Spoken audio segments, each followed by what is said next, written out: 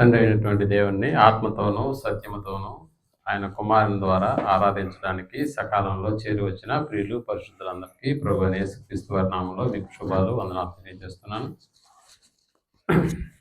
ప్రియమైనటువంటి దేవుని వాళ్ళారా, దేవుడు మనల్ని ప్రేమించి మరొక దినాన్ని మనకు ఆయుష్కాలంగా అనుగ్రహించినటువంటి ఆయన కృపను బట్టి, కనికరాన్ని బట్టి తండ్రి అయినటువంటి దేవునికి కృతజ్ఞతలు చెల్లించుకుంటూ మన ఆత్మీయ ఎదుగుదలలో, మన ఆత్మీయ అవసరాల నిమిత్తం ఎలాంటి వాక్యాలైతే తండ్రి అయినటువంటి దేవుడు మన కొరకు సిద్ధం చేశాడో వాటిని మరొక కోణంలో నుంచి ఈ దినం మనం ఆలోచన చేయడానికి ఇష్టపడుతున్నాం. కాబట్టి కలిసి ఈ యొక్క అంశాన్ని కూడా మనం ఈరోజు ఆలోచన చేద్దాం. ఈ నిరీక్షణ మనలను సిగ్గుపరచదు. ఎందుకు? ఈ నిరీక్షణ మనలను సిగ్గుపరచదు ఎందుకు? ఇంతకీ ఏ నిరీక్షణది? మన నిరీక్షణను గురించి మనకు అసలు అవగాహన ఉందా? అసలు నిరీక్షణ అంటే దాని అర్థం ఏంటో మనకు బాగా తెలుసు. అంటే దేని కొరకైతే మనం ఎదురు చూస్తున్నామో అనేటటువంటి దాని గురించి, ఆ నిరీక్షణ క్రైస్తవ జీవితం అనేటటువంటిది, విశ్వాసం అనేటటువంటి మూలరాతితో అది ప్రారంభమవుతుంది క్రైస్తవ జీవితం. కాబట్టి ఈ విశ్వాసం అనేటటువంటి మూలరాతితో ఇది ప్రారంభించబడితే రక్షణ మరియు నిరీక్షణ నిజంగా మన ముందుకు, వాటి ద్వారా మనం ముందుకు సాగుతూ వెళ్తూ ఉండాలి. రక్షణ మరియు నిరీక్షణ నిజంగా విశ్వాసం అనేటటువంటిది మనకు పునాది లాంటిది. ఆ పునాదిని కలిగినటువంటి మనం రక్షణ మరి నిరీక్షణ అనేటటువంటి వాటితో మన జీవితాన్ని కొనసాగించుకుంటూ వెళ్ళాలి. మనకు తెలుసు కదా, అసలు విశ్వాసం అంటే ఏంటి? విశ్వాసం అంటే నిరీక్షించబడు వాటి యొక్క నిజస్వరూపము అన్న పదం మనకు తెలుసు. అయితే ఇక్కడ క్రైస్తవ జీవితానికి సంబంధించినటువంటి నిరీక్షణ ఏంటి? మనమందరం క్రైస్తవులమే, మనకు ఎలాంటి నిరీక్షణ ఉంది? ఆ నిరీక్షణ అనేటటువంటిది ముందు మనకు అర్థమైతే ఆ నిరీక్షణ కలిగి ఉన్నటువంటి క్రైస్తవులు ఎప్పుడు కూడా సిగ్గుపడరు అనేటటువంటిది ఈరోజు మనం ఆలోచించబోయేటటువంటి. నిజంగా ఇంతకీ నిరీక్షణ ఏంటి అని అంటే, యేసు ప్రభుల వారు ఒకప్పుడు పరలోకంలో ఉండి భూమి మీదకు మనుష్య రూపంలోకి వచ్చి మనుషుడిగా 33.5 సంవత్సరాలు భూమి మీద బ్రతికి ఆ తర్వాత మరణించి సమాధి చేయబడి తిరిగి లేపబడ్డం. అంటే పునరుత్థానుడైనటువంటి యేసుక్రీస్తుల వారు ఎలాగైతే తిరిగి లేచాడో ఆయన యందు విశ్వాసం ఉంచినటువంటి క్రైస్తవులమైనటువంటి మనం కూడా అలానే లేపబడతాం. నా పాయింట్ అర్థమవుతుందా? ఆయన ఎలాగైతే మరణించి 3వ దినాన తిరిగి లేపబడ్డాడో యేసుక్రీస్తును విశ్వసించినటువంటి మనమందరం కూడా అలాగే మళ్ళా మరణించిన తర్వాత తిరిగి లేపబడతాం అనేటటువంటి ఆ విశ్వాసం, యేసు ప్రభుల వారు ఎలాగైతే లేచారో ఆయన యందు విశ్వాసం ఉంచినటువంటి మనం కూడా అలాగే లేస్తాము. తండ్రి అయినటువంటి దేవుడు అలాగే మనల్ని లేపుతాడు. ఎందుకనంటే మనకు తెలుసు, ఆయన పరలోకం నుండి భూమి మీదకి వచ్చి ఎలా తిరిగి పరలోకం వెళ్ళాడో అలాగే నన్ను కూడా, అంటే మిమ్మల్ని కూడా పరలోకానికి తీసుకెళ్ళగలిగే గొప్ప స్థితిలో ఉన్నటువంటి వాడు మన రక్షకుడైనటువంటి యేసుక్రీస్తుల వారు. అలా తీసుకెళ్ళడానికి సమస్తాన్ని సిద్ధపరిచినటువంటి వాడు తండ్రి అయినటువంటి దేవుడు. కాబట్టి యేసుక్రీస్తులో ఈ విశ్వాసమును కలిగి మనం బాప్తిస్మ అనేటటువంటి దాన్ని మనం తీసుకున్నాం. మనకు తెలుసు కదా, బాప్తిస్మ అనేటటువంటి దాని ద్వారా మనం పాపక్షమాపణ కలిగి రక్షణలోకి వచ్చాం, రక్షణలోకి వచ్చినటువంటి వారు. కాబట్టి ఈ రక్షణను కలిగినటువంటి మనం యేసు ప్రభుల వారి యొక్క 2వ రాకడ కొరకు నిరీక్షిస్తూ మనం బ్రతకాలి. దేని కొరకు బ్రతకాలంటే యేసుక్రీస్తుల వారి యొక్క రాకడ, 2వ రాకడ కొరకు మనం నిరీక్షిస్తూ ఈ లోకంలో బ్రతకాలి. ఎందుకు ఆయన కొరకు మనం నిరీక్షిస్తూ బ్రతకాలి? దేవదూతలు కూడా ఆయన ఏ రీతిగా ఆకాశమునకు పోతున్నాడో ఆ సందర్భంలో కూడా ఈయన ఏ రీతిగా వెళ్తున్నాడో అదే రీతిగా వచ్చుట మీరు చూస్తారు అన్న పదం కూడా మనకి దైవ గ్రంథంలో మనకు కనిపిస్తుంది. అంటే ఏ రీతిగా వెళ్ళాడో అదే రీతిగా యేసు ప్రభుల వారు వస్తారు. ఇప్పుడు క్రైస్తవులమైనటువంటి మన నిరీక్షణ, యేసు ప్రభుల వారు ఎలాగైతే పరలోకానికి వెళ్ళాడో మరలా తిరిగి వచ్చి మరలా మనల్ని ఏం చేస్తాడు? తీసుకెళ్తాడు.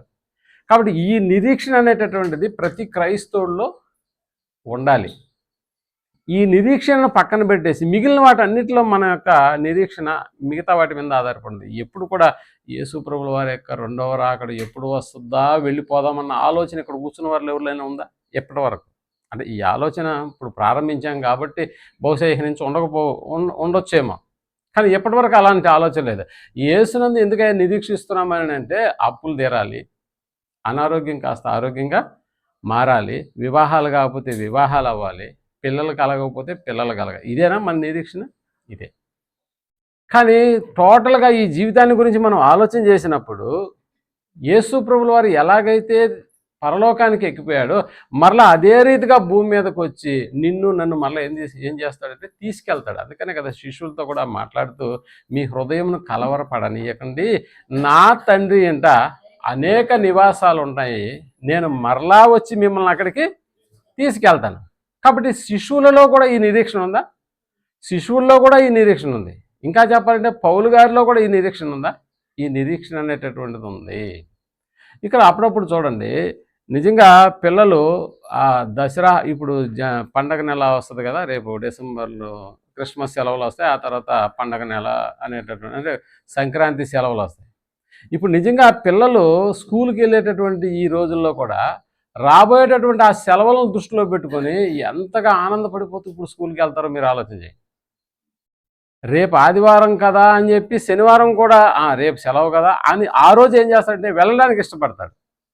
రాబోయేటటువంటి రోజుల్లో కూడా సెలవులు చాలా ఉన్నాయి కాబట్టి ఈ కొద్ది రోజులు మనం స్కూల్కి వెళ్ళిపోతే సరిపోతుంది అని ఆ సెలవుల కొరకు ఎదురు చూస్తూ ఇప్పుడున్నటువంటి స్కూల్ని వాడు ఏం చేస్తాడంటే పోవడానికి ఇష్టపడుతూ ఉంటాడు. ఇంకా మనకు అది అర్థం కాకపోతే ఉదయాన్న పనికని వెళ్ళినటువంటి భర్త తిరిగి సాయంత్రానికి వస్తాడని తెలిసినటువంటి భార్య ఎప్పుడెప్పుడు వస్తారా అని ఎదురు చూస్తూ అప్పుడప్పుడు తలుపు దగ్గరికి వెళ్ళేసి ఏదైనా బండి సౌండ్ వినిపించిందా వెంటనే వచ్చి బయటకు వచ్చి చూస్తా. ఇంకేదైనా అలికిడి వినిపించిందా అంటే మా ఆయన వచ్చాడేమో అనేటటువంటిది. అంటే సాయంత్రానికి వస్తాడని తెలిసినటువంటి భార్య అప్పుడప్పుడు దారబంధం దగ్గరికి వెళ్ళి ఏం చేస్తుంది? ఆయన కొరకు మన పదం వాడదాం, ఆయన కొరకు నిరీక్షిస్తూ ఎదురు చూస్తూ ఉంటుందన్న సంగతి మనకు బాగా తెలుసు. మీరు బాగా గమనిస్తే విదేశాల్లో 3-4 సంవత్సరాలు పనిచేస్తున్నటువంటి భర్తలు అప్పుడప్పుడు ఇండియాకు వచ్చి 1 నెల గడిపేసిపోతుంటారు. ఇలా 3-4 సంవత్సరాలు అక్కడ గడిపినటువంటి భర్తల ఎదురు చూపులు భార్యలకు బాగా అర్థమవుతాయి. అంటే మా ఆయన ఎప్పుడెప్పుడు వస్తాడని తెలుసు, కానీ ఎప్పుడెప్పుడు వస్తాడా అన్న ఆలోచనతో ఆ భార్యలు ఎదురు చూడడం అనేటటువంటిది ఎలాగుంటుందో యేసు ప్రభుల వారు కూడా మనకందరికీ చెప్పినటువంటి మాట, మనకి చెప్పినటువంటి వాగ్దానం కూడా నేను తిరిగి వస్తాను, వచ్చి మనల్ని అందరినీ కూడా తీసుకొని వెళ్తాననేటటువంటి ఈ వాగ్దానం అనేటటువంటిది మన జీవితాల్లో నిలిచి ఉంటుందన్న సంగతి మనకు తెలుసు. అంటే యేసు ప్రభుల వారు మన కొరకు రాబోతున్నాడు అన్న ఆశ మన నిరీక్షణ. కాబట్టి రక్షణను భయముతోనూ వణకుతోనూ కొనసాగించుకుంటూ తప్పనిసరి యేసుక్రీస్తుల వారి కొరకు మనం నిరీక్షణ కలిగి ఈ బ్రతుకుతూ ఉండాలన్నది క్రైస్తవ జీవితానికి ఉన్నటువంటి పునాది.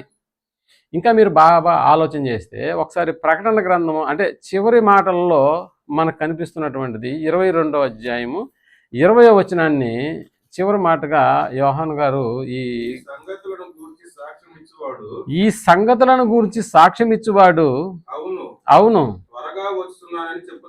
త్వరగా వచ్చుచున్నాను ఏం చెప్తానంటే త్వరగా వచ్చుచున్నానని చెప్పుచున్నాడు. ఆమెన్. ప్రభు అయిన యేసు రమ్ము అన్నాడా? అంటే త్వరగా వచ్చుచున్నాడన్న పదంతో బైబిల్ అనేటటువంటిది ఏం చేయబడింది అంటే సమాప్తం చేయబడింది.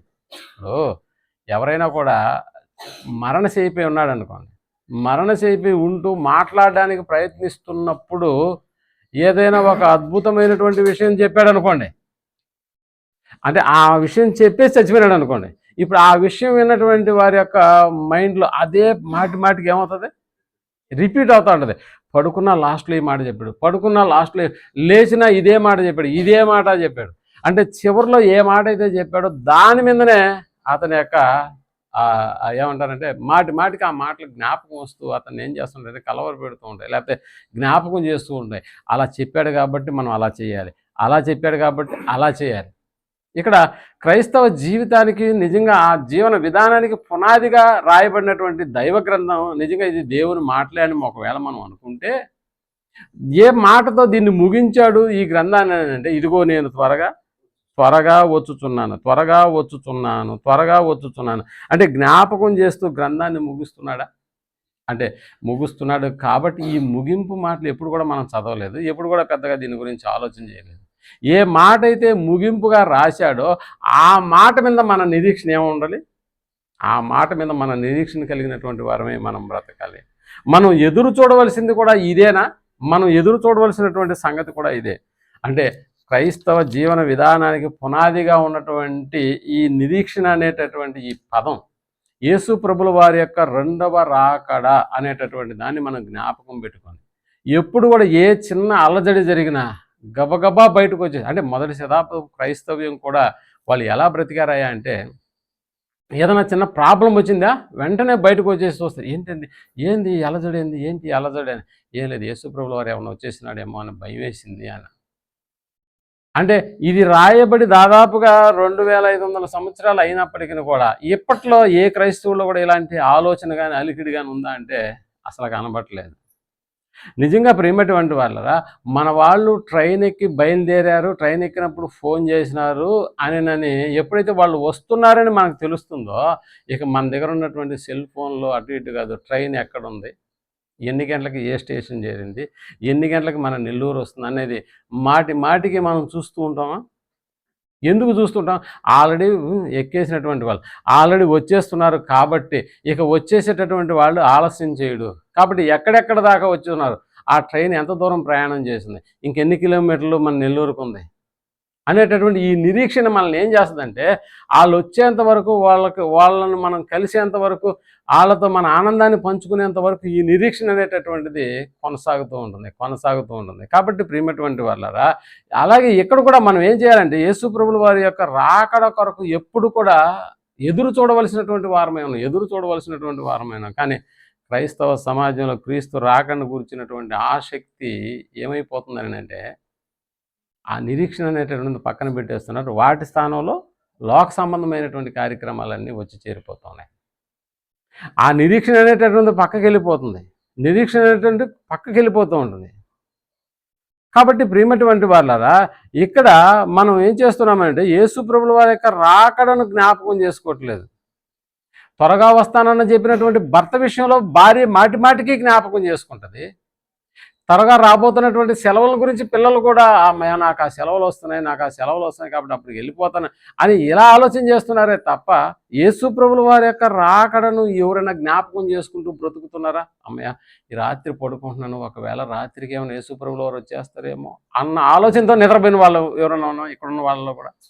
అంటే అలాంటి ఆలోచన కూడా మనకు ఊహల్లో కూడా రావట్లేదన్న సంగతి మనం జ్ఞాపకం చేసుకోవాలి. కాబట్టి ప్రియమైనటువంటి వాళ్ళరా, ఆయన రాకడ కంటే ముందుగా మనలో ఉండవలసినటువంటి ఆలోచన ఎలా మారిపోతుందంటే ఏమో ఆయన రాకడ ఒకవేళ ఆలస్యమైతే నేను మరణించేస్తానేమో అన్న భావన చాలామందిలో కనిపిస్తుంది. అంటే ఆయన రాకడ గురించి ఆలోచించడం అనేది కొంచెం పక్కన పెట్టేస్తే మన పోకడ గురించి ఆలోచన చేస్తుంటాం మనం. ఎందుకంటే మన దగ్గరలో అంటే మన వినికిడిలో వినిపిస్తున్నటువంటి మరణాలను మనం జ్ఞాపకం చేసుకున్నప్పుడు కూడా ఆ మరణాలు వింటున్నప్పుడు కూడా అమ్మో మనకు కూడా ఏం చేస్తుందంటే భయం వేస్తూ ఉంటుంది. మనకు కూడా భయం వేస్తూ ఉంటుంది. అంటే నేను ఎప్పుడు చచ్చిపోతానేమో అన్న ఆలోచనతో.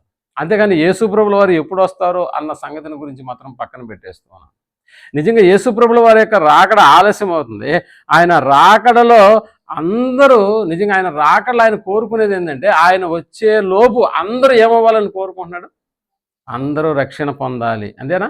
అందరూ రక్షణ పొందాలి. అయితే అందరూ రక్షణలోకి రావడం అనేటటువంటిది జరుగుతుందా? అందరూ రక్షణ పొందాలన్నది ఆయన యొక్క ఆలోచన, కాదనట్లేదు. ఈనాడు మన చుట్టుపక్కల ప్రాంతాల్లో నివసిస్తున్న ప్రజల యొక్క ఉద్దేశాలు మనం గమనించినప్పుడు ఏ ఒక్కడన్నా రక్షణ పొందేదానికి అవకాశం ఉందా? మనం చెబుతున్నా కూడా మనల్ని కొట్టేవాళ్ళు ఉన్నారు. మనం ఏదైనా బైబిల్ పంచుతున్నా కూడా మన ముందే వాటిని చింపేసేటటువంటి వాళ్ళు కనిపిస్తున్నారు. ఇంకెక్కడ అందరూ రక్షణలోకి వచ్చేది? కాబట్టి రక్షణ అనేటటువంటిది అందరిలోకి వ్యాపించట్లేదు. కాబట్టి యేసుప్రభు వారు కూడా త్వరగా రాడు అనేటటువంటి ఆ భావంలోనే నిలిచిపోతున్నాం. అందుకని మన చావును మనం ఏం చేస్తున్నాం అంటే జ్ఞాపకం చేస్తున్నాం. కానీ క్రీస్తు యొక్క రెండవ రాకను మనం జ్ఞాపకం చేసుకోవడంలో ప్రతిసారి విఫలమైపోతున్నాం ప్రియమైనటువంటి. అంటే ఒకరేమో మన ప్రాణం పోయేటటువంటి పోకడ గురించి ఆలోచన చేస్తున్నారు ఒక వర్గం. మరొక వర్గం ఏంటంటే నిజంగా వాళ్ళు చేసేటటువంటి ఆలోచన ఏమంటే ఆయన రెండవ రాకడ గురించి మనం ఆలోచించవలసినటువంటి అవసరం లేదు. ఆ రెండవ రాకడ ఆల్రెడీ అయిపోయింది. అంటే వచ్చేసి అయిపోయిందా? అవును, వచ్చేసి అయిపోయింది. నిజంగా నేడు మనం నివసిస్తున్నటువంటి భూమి ఒకసారిగా పరలోకంగా కూడా మారిపోతుంది అనేటటువంటి ఆలోచనతో కూడా చాలామంది ప్రజలు ఆలోచన. అంటే యేసు ప్రభువుల వారి యొక్క రెండవ రాకడ అని క్రైస్తవులు మొదటి నుంచి చెప్తున్నారు. కానీ ఎప్పుడు వస్తాడు అసలు ఆయన వస్తాడా? అంటే ఇవే మాటలు వింటూ దాదాపుగా 2025 సంవత్సరాలు గడిచిపోయింది. యేసు ప్రభువు వారు వస్తాడు సెకండ్ కమింగ్ అనేటటువంటి మాటలు మొదటి శతాబ్దం నుంచి ఎప్పటి వరకు వింటూనే ఉన్నామా? మన తరంలో కూడా వింటూనే ఉన్నాం. చాలామంది యేసుక్రీస్తు యొక్క రెండవ రాకడనే ప్లే కార్డులు పట్టుకొని కూడా ఆయా వీధుల్లో కూడా ఆయా దేశాల్లో కూడా వాళ్ళు ప్రకటన చేస్తూ ఉన్నారు. కానీ వచ్చిందా అంటే రావట్లేదు. మనం కూడా ఆ మాటలు వింటూనే ఏం చేసామంటే ఆయన రాకడ అనేటటువంటిది ఇంకా ఉండదులే అన్న భావంలోకి వెళ్ళిపోయాం. ఎందుకంటే దాదాపుగా 2025 సంవత్సరాలు జరిగిపోయింది. ఇప్పటికి ఈ 2025 సంవత్సరాల్లో ఎన్నో తరాలు వెళ్ళిపోయి మన తరం వచ్చింది. ఎన్నో తరాల వాళ్ళు కూడా ఎలా బతికారని ఒకవేళ అనుకుంటే అందులో ఉన్నటువంటి క్రైస్తవులు కూడా యేసు వస్తాడు రెండవ రాకడలో ఆయన యొక్క ఆగమనం అనేటటువంటిది భూమి మీదకి తప్పనిసరిగా వస్తుంది అన్న ఆలోచనతోనే వాళ్ళు నిరీక్షణ కలిగారు. కానీ వాళ్ళ జీవితాల్లో యేసుప్రభుల వారు రాలేదు. మరి ఏమొచ్చింది? వాళ్ళకి మరణం వచ్చేసింది. ఇకపోతే మనవంతు వచ్చేసేటప్పటికి నిజంగా ఇప్పుడు మనవంతులో కూడా మనం కూడా క్రైస్తవులం అయ్యాము. ఆయన ఎందుకు నిరీక్షిస్తున్నటువంటి ప్రతి ఒక్కడు కూడా ఆయన ఎలాగూ మరణించి సమాధి చేయబడి తిరిగి లేచాడు. ఇప్పుడు మనం కూడా అదే రీతిగా మనం తిరిగి లేస్తాం. అంటే మన తరంలో కూడా యేసుప్రభుల వారు వస్తారన్న సంగతిని గురించి ఎదురు చూస్తూ చివరికి మనం కూడా ఏమైపోవాలి? చనిపోవడమేనా? అందుకనే ఇప్పుడు మన తరం కాదు, కానీ మొదటి శతాబ్దపు తరంలోనే యేసుప్రభు వారు వస్తున్నారని చెప్పినటువంటి వాళ్ళ మాటలను బట్టి కొంతమంది ఏమంటున్నారో చూడండి. 2వ పేతురు రాసిన పత్రిక 3వ అధ్యాయము 3వ వచనాన్ని మనం ఆలోచించగలిగితే 2వ పేతురు 3వ అధ్యాయము 3వ వచనాన్ని మనం అదిగో అంత్య దినములలో అపహాసకులు అపహసించుచూ వచ్చి తమ స్వకీయ దురాశల చొప్పున నడుచుకొనుచు అదే ఆయన రాకను గూర్చిన వాగ్దానం ఏమాయను పితరులు నిద్రించినది మొదలుకొని అది సమస్తమును సృష్టి ఆరంభమున ఎలా ఉందో ఇప్పుడు కూడా అలాగనే ఉంది అని చెప్పుదురని మొదట మీరు తెలుసుకొనవలెను అనుందా? అంటే మొదటి నుంచి సృష్టి ఆరంభం నుంచి ఇప్పటి మాటల వరకు ఎలాగుంది ఇప్పుడు కూడా అలాగే ఉంది. మరి ఆయన రాకను గూర్చిన వాగ్దానము ఏమాయను అని ప్రశ్నిస్తున్నారు. ఇప్పుడు క్రైస్తవులమైనటువంటి మన నిరీక్షణ కూడా ఏంటంటే ఆయన వస్తాడు. ఒక భార్య భర్త కోసం ఎదురు చూసినట్టుగా ఓ పిల్లవాడు స్కూల్ డేస్ని ఎప్పుడైతే హాలిడేస్గా మార్చుకోవడానికి దానివైపు నిరీక్షణ చూస్తున్నాడో ఇప్పుడు క్రైస్తవ జీవితానికి పునాదిగా ఉన్నటువంటిది ఏంటంటే ఆయన వస్తాడు. ఆయన తిరిగి ఏ రీతిగా అయితే ఆకాశములకు ఎక్కిపోయి పరలోకంలో ఆశీర్యుడైనాడో అదే రీతిగా మళ్ళీ భూమి మీదకి వస్తాడు. భూమి మీద ఉన్నటువంటి నిన్ను అంటే ఆయన ఎందుకు విశ్వాసం ఉంచినటువంటి వారిని ఏం చేస్తాడు? తీసుకెళ్తాడు. అంటే నిజంగా చాలామంది అవహేళన చేసేటటువంటి కార్యక్రమం కూడా ఇక్కడ జరుగుతుంది అన్నాడు. కాబట్టి ఇప్పుడు మన నిరీక్షణలో ఇప్పుడు యేసుప్రభుల వారి యొక్క రాకడ రాలేదనుకుంటే ఇప్పుడు మనం ఏమవుతాం? సిగ్గుపరచబడతామా లేదా? అంతేనా? సిగ్గుపరచబడతాం. ఇప్పుడు ఆ మధ్య ఒకసారి ఊటీకి పోయేదానికి బస్సు మాట్లాడుకున్నాం. బస్సు మనం అనుకున్న టయానికి రాలేదు. సమయం కాస్త 10 అయిపోయింది, 11 అయిపోయింది, 12 అయిందండి.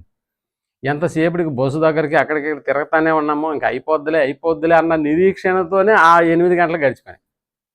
ఒక్కసారిగా బస్సు వచ్చేసినప్పటికి ఆ ఉత్సాహం చూశారు. ఆ ఉత్సాహం, ఒకవేళ బస్సే ఇక రాదు అన్నాం అనుకోండి, ఇప్పుడు పరిస్థితి ఎలాగుంటుంది? ఎన్నో నెలల నుంచి ప్లాన్ చేసుకున్నవన్నీ కూడా ఏమైపోతాయి? ఇప్పుడు మళ్ళీ బ్యాగులు ఎత్తుకొని ఎవరింటికి వాళ్ళు వెళ్ళిపోయాం అనుకోండి, ఇప్పుడు ఇళ్ళ పక్కన వాళ్ళు ఏమంటారు?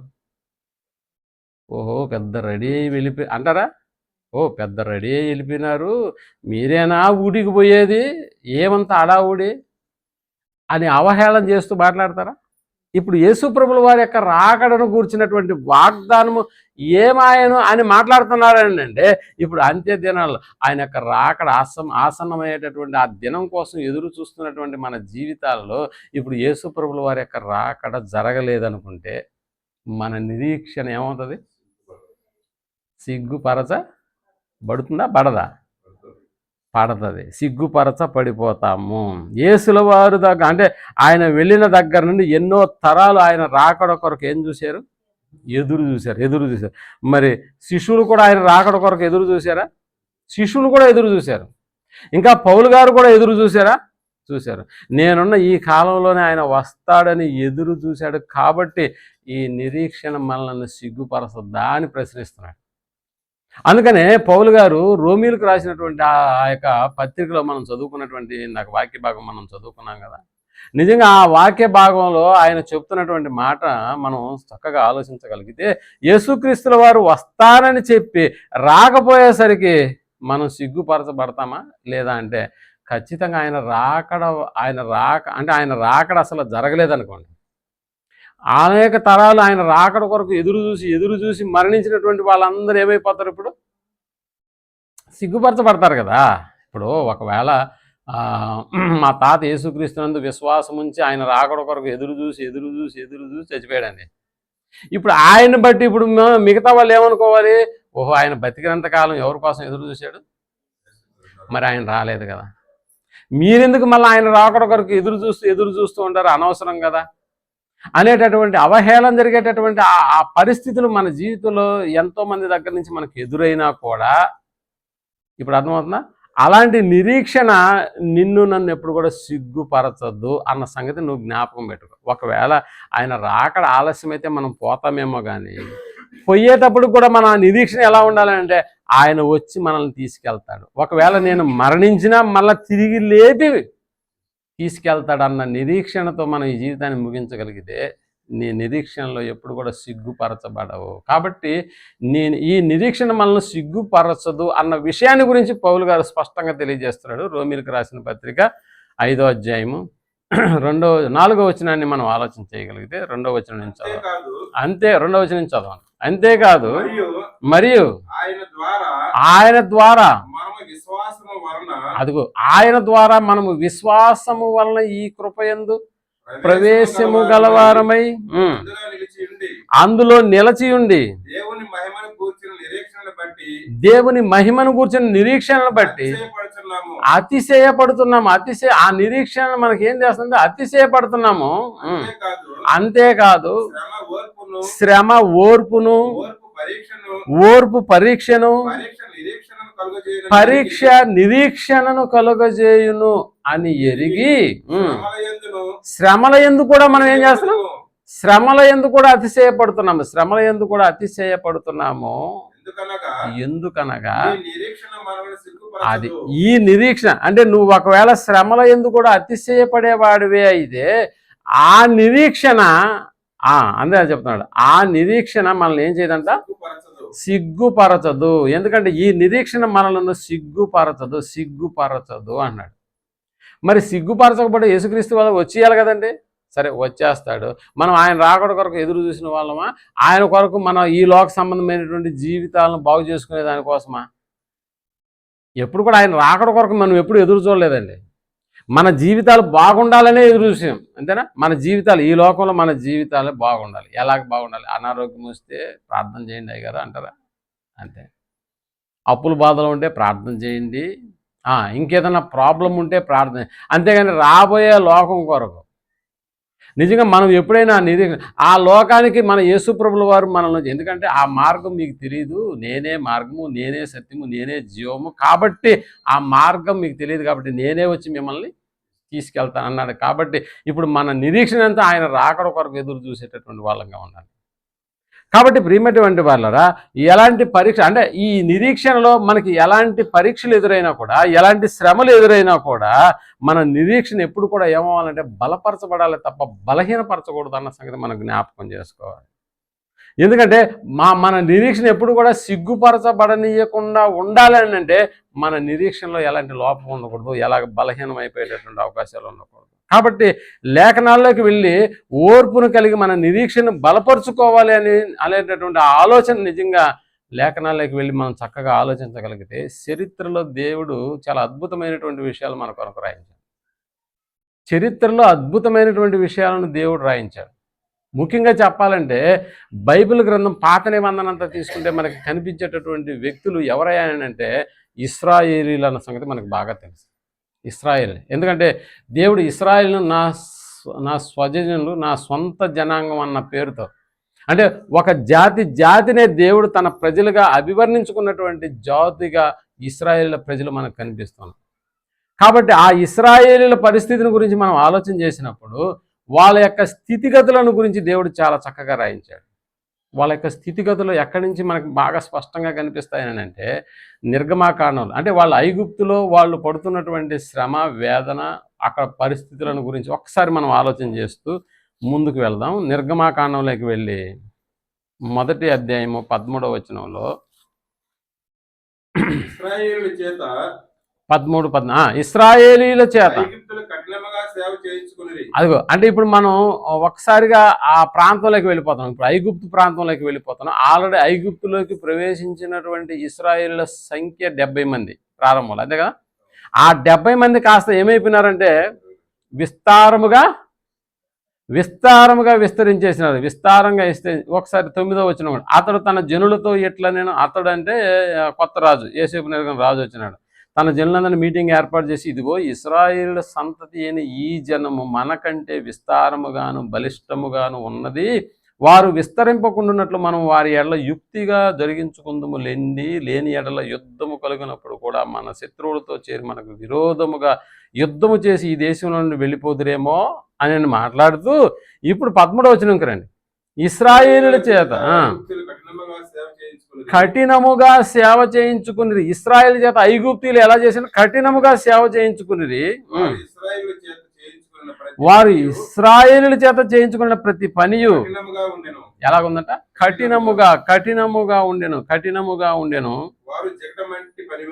జిగటమంటి పనిలోను, ఇటుకల పనిలోను, పొలములో చేయు ప్రతి పనిలోను కఠిన సేవ చేయించి వారి ప్రాణములను విసిగించిరి.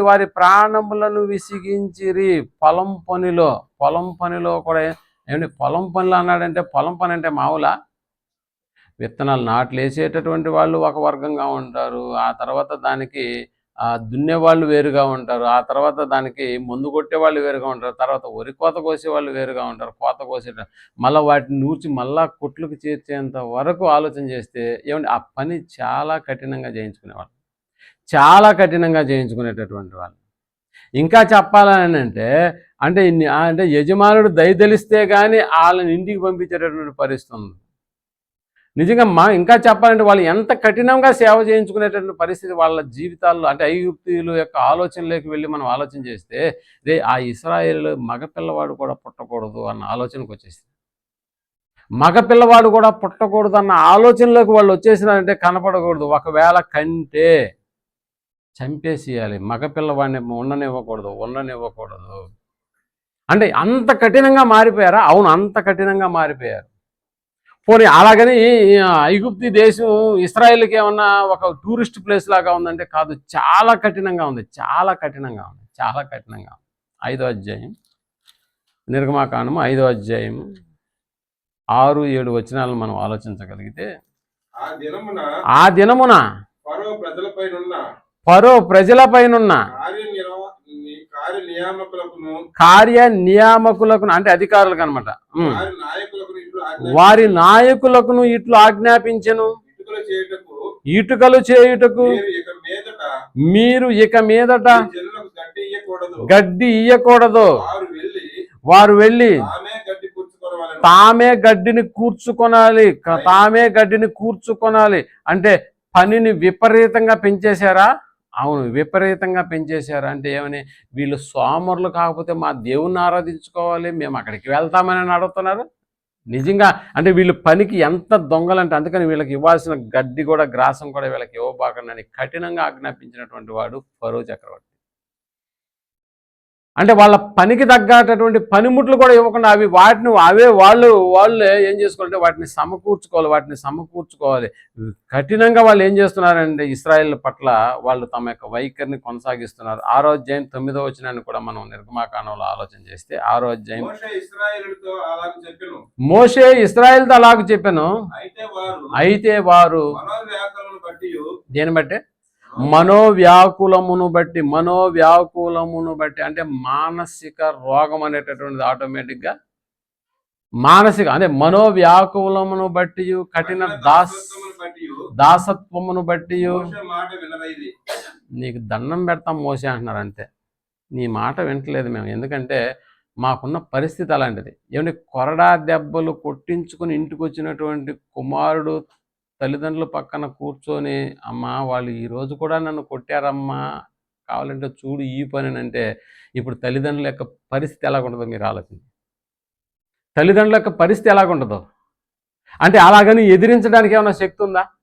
ఇశ్రాయేలుకి ఎదిరించడానికి ఏమైనా శక్తి ఉందా? ఎవరిని ఎదిరించాలి? ఒకవేళ ఎదిరిస్తే ఫరోని ఎదిరించాలి. ఫరోని ఎదిరించడం అంటే సాధ్యమా? అస్సలు. ఫరో అంటే ఎవడో కాదు, ప్రపంచానికి ఆడు చక్రవర్తి. ఆడి దగ్గరికి వెళ్ళి మాట్లాడేటటువంటి అర్హత కూడా ఉండదు, మాట్లాడడానికి అర్హత కూడా ఉండదు.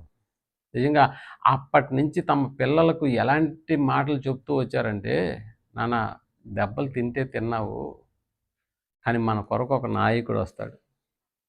ఆ నాయకుడు వచ్చిన తర్వాత మనల్ని ఈ దాస్యంలో నుంచి మనల్ని తీసుకెళ్ళిపోవడానికి దేవుడు ఎప్పుడో మన పితరులతో వాగ్దానం చేశాడు.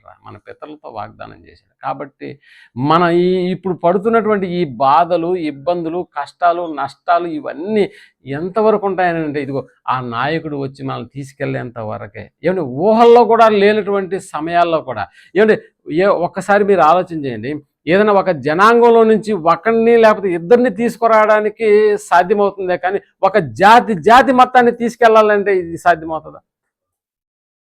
అసలు సాధ్యమవుతుందా? ఒక జాతి మొత్తాన్ని తీసుకెళ్ళిపోవాలి ఈ ప్రాంతం నుంచి అంటే యుద్ధాలే కదా జరగాలి. అక్కడ యుద్ధం జరిగితే ఆ యుద్ధంలో కూడా వాళ్ళు గెలిచినప్పుడు మాత్రమే అది సాధ్యమవుతుంది. కానీ ఇక్కడ యుద్ధం కూడా లేదు. అసలు ఇశ్రాయేల్ పరిస్థితి చూసే దాస్యరకంలో మొగ్గుతున్నటువంటి వాళ్ళు వీళ్ళు తిరగబడి యుద్ధాన్ని చేయగలుగుతారా ఫరోతో అంటే? కాదు, చేయలేరు. మరి అలాంటప్పుడు కఠినమైనటువంటి దాస్యరికంలో వీళ్ళు పడుతున్నటువంటి ఆ బాధలు, ఆ ఇబ్బందులు ప్రేమటువంటి వాళ్ళరా, నిజానికి ఈ దాస్యరికం అనేటటువంటిది ఎన్ని సంవత్సరాలు వాళ్ళు కఠినంగా అనుభవించారో తెలుసా? 400 ఏళ్ళు సుమారు. ఇశ్రాయేల్ ఆ కట్టడాలను కట్టుచున్నప్పుడు నిజంగా ఎన్నో రాజ భవనాలు నిర్మించారు. ఎంతోమంది పనివాళ్ళు, ఇశ్రాయేల్ పనివాళ్ళు పనిచేసినటువంటి ఆ రాజ భవనాల కింద నలిగినటువంటి జీవితాలు ఎన్ని ఉంటాయి మీరు ఆలోచన చేయండి. చనిపోయినటువంటి జీవితాలు మనకు కనిపిస్తాయి. పెద్ద పెద్ద కట్టడాలను చూడండి మీరు, ఎంతోమంది అక్కడి నుంచి పడిపోయి చనిపోయినటువంటి వాళ్ళు ఉన్నారా లేదా? ఉంటారు. ఎంతమంది తమ కాళ్ళు చేతులను విరగొట్టుకుని వికలాంగులుగా మారినటువంటి వాళ్ళు కూడా ఉన్నారా లేదా? ఆ రోజుల్లో కూడా ఉంటారు, ఈ రోజుల్లో కూడా మనకు కనిపిస్తున్నారు. నిజంగా రోజు పనికి వెళ్ళినటువంటి వాడు ఏదో ఒక రోజు, ఈరోజు అనారోగ్యం ఉందండి రాలేను అని అంటే కుదరతుందా? ఈరోజు అంటే నీకు కుదరదు, బాగలేదు కాబట్టి నేను సెలవు పెట్టి ఇంట్లో ఉంటానంటే ఓకే, నిన్ను ఎవడు అనడు. కానీ ఇశ్రాయేల్ పరిస్థితి అలాగే రెస్ట్ తీసుకునే అవకాశం ఉంటుందా? అస్సలు ఉండదు. నిజానికి చెప్పాలంటే సోమరులు రా మీరని ఫరో అన్నాడు. నిజానికి సోమరులు ఎవరు ఇక్కడ? ఇశ్రాయేల్ కాదు, ఐగుప్తీయులు సోమరులు. ఎలాగంటే ప్రతి పని చేసేది కూడా ఎవరంటే ఇశ్రాయేలే. ఐగుప్తీయులు దాన్ని అనుభవిస్తున్నారు. అంటే వాళ్ళకు ఏ పని కూడా చేత రాకుండా తయారు, పని అంతా చేసేది ఎవరంటే ఇశ్రాయేలే. కాబట్టి ఇక్కడ దేవుడు చేసినటువంటి ఒక వాగ్దానం, అదే 6వ అధ్యాయం 6వ వచనాన్ని నిర్గమాకాండంలో మనం ఆలోచించగలిగితే, 6వ అధ్యాయం 6వ వచనంలో కాబట్టి నీవు ఇజ్రాయేలుతో ఇలాగ చెప్పుము, నేనే యెహోవాను, నేనే యెహోవాను. అదిగో, నేను ఐగుప్తీయులు మోయించు బరువుల కింద నుండి మిమ్మల్ని వెలుపలికి రప్పించి వారి దాసత్యములో నుండి మిమ్మల్ని విడిపించి నా బాహువు చాపి గొప్ప తీర్పులు తీర్చి మిమ్మల్ని విడిపించి మిమ్మల్ని నాకు ప్రజలుగా చేర్చుకొని మీకు దేవుడనయ్యుందును. అప్పుడు ఐగుప్తీయులు బరువు కింద నుండి మిమ్మల్ని వెలుపలికి రప్పించిన మీ దేవుడైన యెహోవాను నేనే అని మీరు తెలుసుకుందురు అన్నాడా. అంటే ఎంతటి గొప్ప వాగ్దానం వీళ్ళ దగ్గర ఉందో చూడండి. ఆ వాగ్దానం అయితే వీళ్ళ దగ్గర ఉంది, బట్ వీళ్ళు ఎక్కడున్నారు? ఐగుప్తు దాస్యంలో ఉన్నారు. పోనీ అలాగని ఏమైనా అక్కడ ఆనందాన్ని అనుభవిస్తున్నారా అంటే కాదు, అలాగని ఆనందాన్ని అనుభవించట్లేదు. అందుకని 8వ వచనం, నేను అబ్రహాముకును ఇస్సాకును యాకోబుకును ఇచ్చేదనని చెయ్యెత్తి ప్రమాణం చేసిన ఆ దేశంలోనికి మిమ్మల్ని రప్పించి మీకు స్వాస్థ్యముగా ఇచ్చేదను అని యెహోవా చెప్తున్నాడు. అంటే ఎప్పుడో ఎవరికి చెప్పాడంట ఆయన? ఆ మాట ఎవరికి ఇచ్చాడంట? అబ్రహాంకి ఇచ్చాడంట, ఇస్సాకుకి ఇచ్చాడంట, యాకోబుకి ఇచ్చాడంట. పోనీ వాళ్ళు ఎవరైనా ఉన్నారా ఇప్పుడు చెప్పేదానికి? ఎవరు లేరండి. అబ్రహాం ఉన్నాడా? లేడు. ఒకవేళ అబ్రహాంకే తండ్రి అయినటువంటి దేవుడు చెప్పినటువంటి సందర్భం ఒకవేళ ఉందని మనం అనుకుంటే ఎక్కడుంది ఆ సందర్భం? ఒకసారి మనం ఆదికాండము 15వ అధ్యాయము 12వ వచనం దగ్గరికి వెళ్దాం. ఆదికాండము 15వ అధ్యాయము 12వ వచనంలో, ప్రొద్దు గుంక పోయినప్పుడు అబ్రహామునకు గాఢ నిద్ర పట్టెను. ఆయన ఇప్పుడు ఆలోచన చేయండి. ఇప్పుడు అబ్రహాముకి ఏమన్నా పిల్లలు ఉన్నారా? అప్పటికి అబ్రహాంకు పిల్లలు లేనప్పుడు కూడా ఇప్పుడు తండ్రి దేవుడు మాట్లాడుతున్నటువంటి మాట మీరు జాగ్రత్తగా, నీ సంతతి వారు అన్నాడే. సంతతి రావాలంటే ఇప్పుడు ఈయనకి ఎవరు ఉండాలి? పిల్లవాడు ఉన్నాడా? అస్సలు లేడు. ఓకేనా? పిల్లవాడు లేడు. ఆడికి తర్వాత పుట్టబోయేటటువంటి పిల్లల విషయాన్ని గురించి, ఆ పిల్లలు బ్రతికి ఎంతోమంది జనాలైతే తప్ప జరగబోయేటటువంటి కార్యక్రమాన్ని దేవుడు అబ్రహాంకి ఎప్పుడు చెప్తున్నాడంటే పిల్లలే లేనప్పుడు చెప్తున్నాడు. ఇప్పుడు దేవుడిని అడగాల అబ్రహాం, అయ్యా ఎప్పుడో జరగబోయే సంగతి ఇప్పుడు నాకెందుకు? పోనీ నువ్వు చెప్పినట్టుగా వాళ్ళని దాటించేటటువంటి ప్రదేశంలో నేను అప్పుడు ఏమైనా ఉండగలుగుతానా? అంటే ఈ మధ్యలో నేనేమైపోతాను? కాబట్టి జరగబోయే సంగతి ఇప్పుడు నాకెందుకు? ఇప్పుడు నాకు కావాల్సింది ఏంటి? నాకు ఒక కుమారుడు కావాలి. ఎందుకంటే ఇంత ఆస్తి నా ఎవరిది అంటున్నాడు? నా పెద్ద పాలేరైన ఎలియాజరుదే కదా అని అన్నాడు.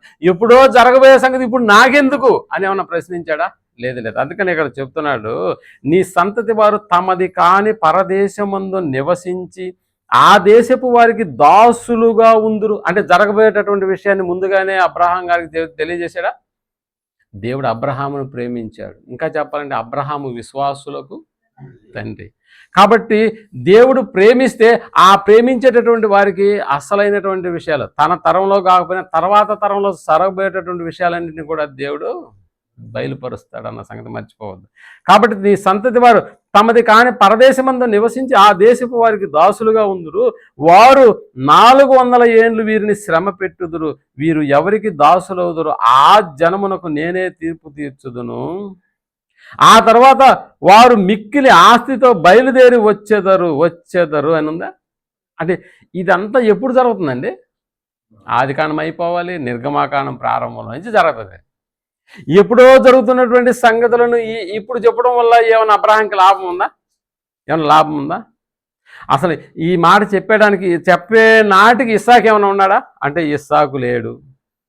ఇంకా చెప్పాలంటే ఈ పరిస్థితి వచ్చేటప్పటికి అబ్రహాం గారు కూడా జరిగేటప్పటికి అబ్రహాం గారు ఉన్నాడు. కాబట్టి ఇన్ని విషయాలు నిజంగా ఆయనకు నచ్చేటటువంటి వారితోనే దేవుడు మాట్లాడతాడన్న మాట వాస్తవమే. అయితే నేడు మనతో కూడా ఇలాంటి మాటలు మాట్లాడుతున్నాడా? మనతో కూడా మనం కూడా దేవుడిని ఇష్టపడినటువంటి వారమే కదా. అవును, ఇష్టపడినటువంటి వారమే. కాబట్టి ఇప్పుడు దేవుడు మనతో కూడా మాట్లాడుతాడు. నువ్వే శ్రద్ధగా వింటలేదు ఆయన చెప్పే మాటలు. ఇప్పుడు నీతో కూడా మాట్లాడుతున్నాడు. మనం ఏం చేస్తున్నామంటే ఇక్కడికి వచ్చి ఆయన ఏం చెప్తున్నాడు అన్న సంగతిని పక్కన పెట్టేసి కూర మీద దబర మీద ఏమేయలేదు, మోతేయలేదు. స్నానం చేసేటప్పుడు దండ తీసి ఆడ పెట్టొచ్చాను, ఇప్పుడు అది పోయేటప్పటికి ఉండదో ఉండదు. ఈయన మన ఆలోచన లేదా ఆలోచనలు మాకేం రావండి అని ఒకవేళ మీకు అనిపిస్తే చల్లగా నిద్రైన వచ్చేస్తుందా? నిద్రైన వచ్చేస్తుంది. ముఖం అయితే నా వైపు చూస్తూనే ఉంటాడు, కానీ ఆలోచన మాత్రం ఎటువైపు ఏదో చెప్తున్నాడు, ఏదో చెప్పా అబ్బా ఏం చెప్పాడులే, అసలు ఏం చెప్పాడు అని ఎప్పుడన్నా ప్రశ్న వేసుకున్నారంటే లేదు. లేదు. కాబట్టి ఆయనేమో మాట్లాడుతున్నాడు, కానీ ఇష్టపడి ఆయన వాక్యాలను వినినటువంటి దాఖలాలు ఏమన్నా ఉన్నాయంటే లేవు. ఈరోజు దేవుడు నాతో ఏం మాట్లాడతాడు అన్నట్టుగా వచ్చి ఇక్కడ కూర్చున్నామా మనము? ఏదో టయానికి వదలట్లేదండి, ఈ మధ్య ఎక్కువ తీసుకుంటున్నాడు. ఇంకా చెప్పాలంటే ఎక్కువ మాట్లాడుతున్నాడు కూడా. ఇవేనా మనకున్నటువంటి ఆలోచనలు? ఎక్కువ చెబుతున్నాడు, ఎక్కువ టైం తీసుకుంటున్నాడు అన్నది ఒక వాదన అయితే, ఇంకా ఎక్కువ మాట్లాడుతున్నాడు. మీరు గమనించారో లేదు, ఇంతకుముందు వేరే, ఇప్పుడు వేరే అన్ననా? ఇవే మనకి కనిపిస్తాయే తప్ప ఏం చెప్తున్నాడు ఈరోజు దేవుడు నాతో ఏం మాట్లాడుతున్నాడు అనే విషయం మాత్రం అస్సలు ధ్యానం ఉంచట్లేదు. మరి నిన్ను ప్రేమిస్తున్నాడు కాబట్టి రాబోయేటటువంటి తరాన్ని గురించి అబ్రహాంతో ఎలా మాట్లాడాడో ఈరోజు జరగబోయేటటువంటి వాటి విషయంలో కూడా దేవుడు మనతో మాట్లాడుతున్నాడు అన్న సంగతి మనం జాగ్రత్తగా వినకపోవడం వల్ల అది మిస్ అయిపోతుంది. అది మిస్ అయిపోతుంది ప్రేమటువంటి వాళ్ళరా. కాబట్టి ఆ సంగతులను గురించి అబ్రహాం జ్ఞాపకం పెట్టుకుని ఏం చేసినాడు అంటే, ఇస్సాకును కనగానే ఇస్సాకు బాగా వయసు వచ్చి పెద్దవాడైనప్పుడు, నాన్న ఒరే దేవుడు ఒక విషయం చెప్పాడురా నాకు, ఇదిగో నా తర్వాత వచ్చేటటువంటి జనాంగం అంట వేరే దేశస్తుల కింద బానిసలుగా ఉంటారంట, అది 400 ఏండ్లు ఉంటారంట, ఆ తర్వాత మరలా వాళ్ళని ఈ దేశానికి తీసుకొస్తాడంట అని ఎప్పుడైతే ఇస్సాకుకు చెప్పాడో, ఇప్పుడు ఇస్సాకు కాలంలో కూడా అది జరిగిందా? అబ్రహాం కాలంలో జరగలేదు. జరిగింది అబ్రహాం కాలంలో? జరగలేదు. ఎందుకంటే అప్పుడు ఇంకా జనాభా పెరగలేదు. ఇది అబ్రహాం సంతానం ఇంకా పెరగలేదు. పోనీ ఇస్సాకు కాలంలో ఏమన్నా జనాభా పెరిగిందా? ఇంకా పెరగలేదు. మరి ఇప్పుడు ఇస్సాకు అయితే అబ్రహాం గారు చెప్తూ వచ్చాడు, ఎందుకంటే ఆయన దేవుడు ఏం చెప్పాడో అదే ఆయన జరిగిస్తాడు. కాబట్టి జరగబోయేటటువంటి విషయాన్ని దేవుడు జరిగించేవాడు. కాబట్టి ఇప్పుడు జరగబోయే విషయాన్ని నా తర్వాత వచ్చే నా కొడుకు నేను చెప్పాలి. కాబట్టి ఇప్పుడు ఇస్సాకుకు కూడా చెప్పాడా? చెప్పే ఉంటాడు. ఇప్పుడు ఇస్సాకు కాలంలో ఏమన్నా జరిగిందా? తన తరం వాడిని తీసుకుని బానిసలుగా ఎవరైనా అప్పగించేసినారా అంటే లేదు. ఇప్పుడు ఇస్సాకు కూడా ఏం చేసి ఉంటాడు? తన తర్వాత వచ్చేటటువంటి తరమైనటువంటి యాకోబుకి ఈ సంగతి చెప్పుకుంటాడా? ఖచ్చితంగా చెప్పే ఉంటాడు. అంటే ఆ సంగతులను అబ్రహాం జ్ఞాపకం పెట్టుకొని ఇస్సాకుకు చెప్పుంటాడు. ఇప్పుడు ఇస్సాకు కూడా జ్ఞాపకం పెట్టుకొని యాకోబుకు కూడా చెప్పుంటాడా? యాకోబుకు కూడా చెప్పుంటాడు. ఇప్పుడు యాకోబు కూడా జ్ఞాపకం పెట్టుకొని యోసేపుతో కూడా చెప్పాడు. గుర్తుపెట్టుకోండి మీరు కావాలంటే. అసలు అబ్రహాం కూడా ఇది జ్ఞాపకం ఉందా? అబ్రహాముకు కూడా ఇది జ్ఞాపకం ఉందా అని మీరు అనుకోవచ్చు. ఏమంటే ఇస్సాకు ఒకవేళ ఇలాంటి మాటలు యాకోబుకు కానీ చెప్పుంటే ఇప్పుడు యాకోబు కూడా జ్ఞాపకం పెట్టుకోండాలి కదా. యాకోబు కూడా జ్ఞాపకం పెట్టుకున్నాడా లేదా అని అంటే, నిజంగా మీరు బాగా గమనిస్తే యాకోబు 70 మందితో ఇప్పుడు ఎక్కడికి వచ్చాడు? ఐగుప్తు ప్రాంతానికి వచ్చి. మీరు బాగా గమనించి అంటే ఐగుప్తు ప్రాంతానికి వచ్చినటువంటి వాళ్ళలో యాకోబు ఉన్నాడు. ఇప్పుడు యాకోబు యొక్క సంతానం అభివృద్ధి చెందింది ఎక్కడ? ఐగుప్తులోనే కదా. ఐగుప్తులోకి వచ్చినటువంటి యాకోబు ఒకటే మాట అన్నాడు, నాన్న యోసేపుని పిలవను రా. అంటే యోసేపు ద్వారా కదా అక్కడికి వచ్చింది. యోసేపుని పిలిచినప్పుడు యాకోబు చెప్తాడు, నాన్న ఈ దేశం ఏదో నాకు కొద్దిగా తేడాగా ఉంది, కాబట్టి నేను మరణించినప్పుడు ఎక్కడ తీసుకెళ్ళి పూడ్చమన్నాడు? ఈ ప్రదేశంలో అయితే పూడ్చొద్దురా, దయచేసి నిన్ను వేడుకుంటున్నాను, నా కోరిక ఏంటంటే ఈ ప్రదేశంలో నన్ను మాత్రం పూడ్చిపెట్టవద్దు అన్నాడా లేదా? రెఫరెన్స్ కావాలా?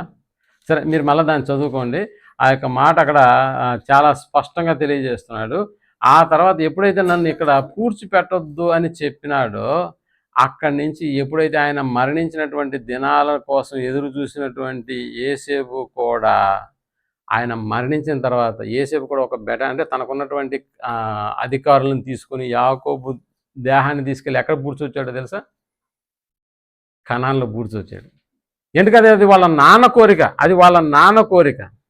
కాబట్టి ఇస్సాకు చెప్పకపోతే ఆ దేశం గురించి ఆయనకి ఎందుకంత మక్కువ కలుగుతుంది?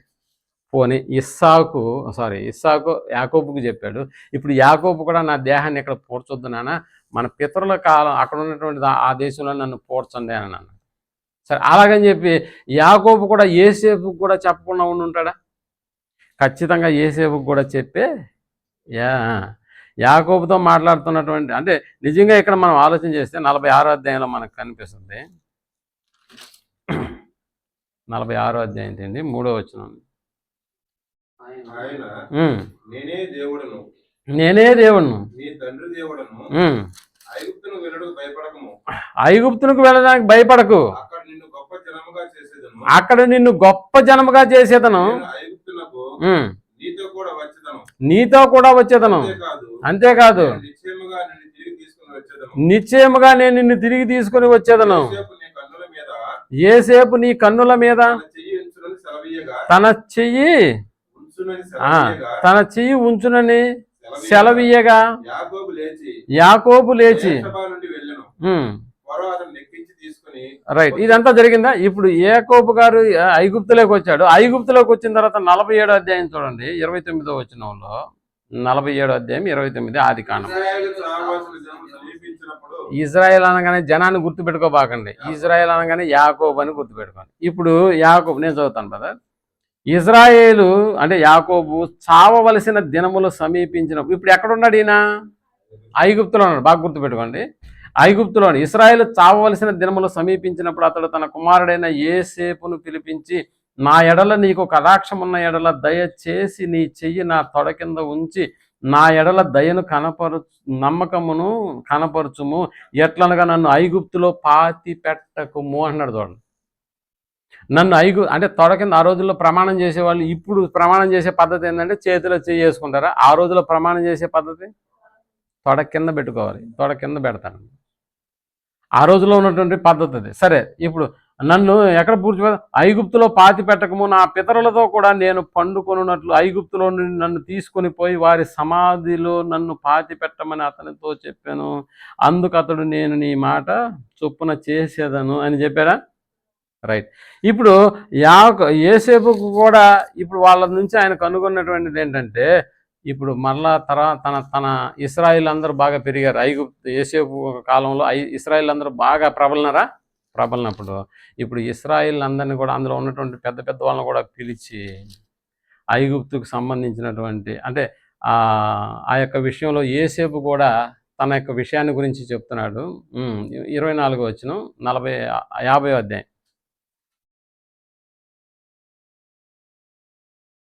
యోసేపు తన సహోదరులను చూచి నేను చనిపోవచ్చున్నాను. తన సహోదరులను చూచి అంటే ఇశ్రాయేల్లో ఉన్నటువంటి వాళ్ళని చూసి నేను అంటే ఇప్పుడు ఇంతకు ముందేమో యాకోబు చనిపోయే దినాలు అంటే వాళ్ళ నాన్నగారు, ఇప్పుడు యేసేపు చనిపోయే దినాలు వచ్చేసినాయి. అలా చనిపోయేటప్పుడు దినాలు వచ్చినప్పుడు తన సహోదరులను చూసి నేను చనిపోతున్నాను, దేవుడు నిశ్చయముగా మిమ్మల్ని చూడవచ్చు. అదిగో దేవుడు నిశ్చయముగా మిమ్మల్ని చూడవచ్చు. ఎక్కడికి వస్తాడు దేవుడు? ఐగుప్తు. అప్పటికి వీళ్ళకి పరిస్థితి ఎలాగుంటుంది? యేసేపున్నంత వరకు బాగుందా? బాగుంది. నిశ్చయముగా దేవుడు మిమ్మల్ని చూడవచ్చి ఈ దేశమునకు ఈ దేశములో నుండి తాను అబ్రహాము, ఇస్సాకు, యాకోబులతో ప్రమాణం చేసి ఇచ్చిన దేశమునకు మిమ్మల్ని తీసుకుని పోవునని చెప్పిన. మరియు యేసేపు దేవుడు నిశ్చయముగా మిమ్మల్ని చూడవచ్చును, అప్పుడు మీరు నా ఎముకలను ఇక్కడ నుండి తీసుకొని పోవలనని చెప్పి ఇశ్రాయేలు కుమారుల చేత ప్రమాణము చేయించుకొని అనుందా? అంటే ఇప్పుడు ఈయన సమాధి కూడా ఎక్కడ ఉండాలి? వాళ్ళు ఎక్కడికి వెళ్తారో అక్కడ తీసుకెళ్ళిపోచాలి. ఇదేనా? అంటే ఇప్పుడు వీళ్ళల్లో దేవుడు ఇచ్చినటువంటి ఆ వాగ్దానం మీరు చూడండి. మీరు ఐగుప్తు దాస్యంలోనికి వెళ్తారు అంటే అబ్రహాం గారు కనపరిచినటువంటి విశ్వాసం, నా సంతతికి ఇది జరగబోవున్నది అని విశ్వసించాడు. కానీ ఆ రోజు అబ్రహాం చూడలేదు ఆ సంఘటన. యాకోబు యొక్క విశ్వాసాన్ని మనం గమనిస్తే ఖచ్చితంగా దేవుడు ఇది జరిగిస్తాడు, నేను కూడా ఇక్కడ సమాధి చేయబడకూడదు, ఇక్కడ సమాధి నేను చేయబడకూడదు. యేసేపు గారికి ఉన్నటువంటి విశ్వాసము, ఇదిగో దేవుడు మిమ్మల్ని చూడడానికి వస్తాడు, అప్పుడు మీరు ఇక్కడి నుంచి బయలుదేరి వెళ్తారు. మీరు పోయేటప్పుడు మర్చిపోవద్దురే, నా ఎముకలు కూడా తీసుకెళ్ళి ఎక్కడ పాతి పెట్టమంటున్నాడు? మన దేశంలో. నిజంగా ప్రియమైనటువంటి వాళ్ళరా, అప్పటికి ఇంకా జరగలేదు, ఏ కార్యక్రమం జరగలేదు. దేవుడు జరిగించాడని చెప్పడానికి కూడా వీలేదు. దేవుడు ఎలా జరిగిస్తాడండి?